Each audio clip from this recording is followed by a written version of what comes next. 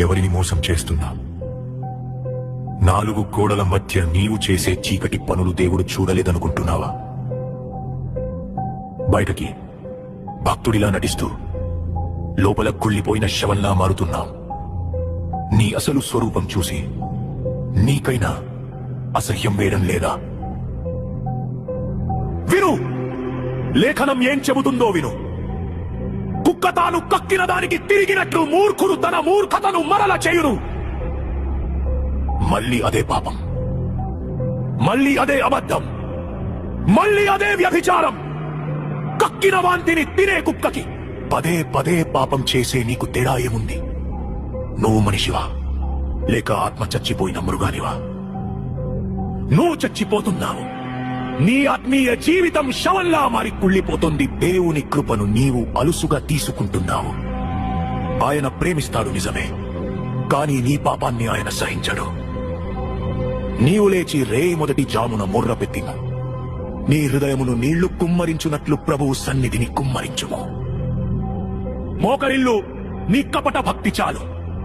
నీ పాపం వల్ల నీ ఆత్మీయ బిడ్డలు మూర్జిల్లుతున్నారు. నీ చేతులను ఆకాశం వైపు ఎత్తి క్షమాపణ అడుగు. ఇది నీ ఆత్మను బ్రతికించుకోవడానికి దేవుడు ఇస్తున్న ఆఖరి అవకాశం.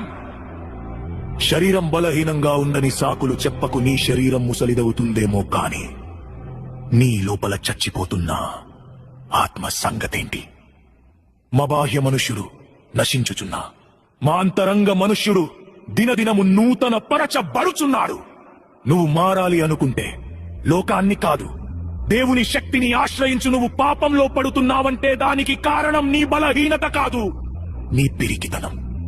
గుర్తుపెట్టుకో, దేవుడు మనకు శక్తియు ప్రేమయు ఇంద్రియ నిగ్రహములు గల ఆత్మనిచ్చెను గాని పిరికితనము గల ఆత్మ నీయలేదు.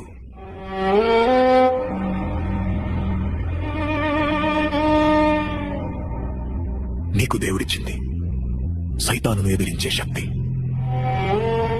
నీ ఇంద్రియాలను కంట్రోల్ చేసే నిగ్రహం. ఆ పిరికితనాన్ని వదిలిపెట్టు. కుక్కల వాంతి దగ్గరకు వెళ్లడం మానే. ఇప్పటికైనా బుద్ధి తెచ్చుకుంటావా లేక ఆ మూర్ఖత్వంలోనే పడిచ్చేస్తావా? దేవుని తీర్పు నీ తలుపు తడుతుంది. సమయం మించిపోక ముందే మేలుకో. జాగ్రత్త.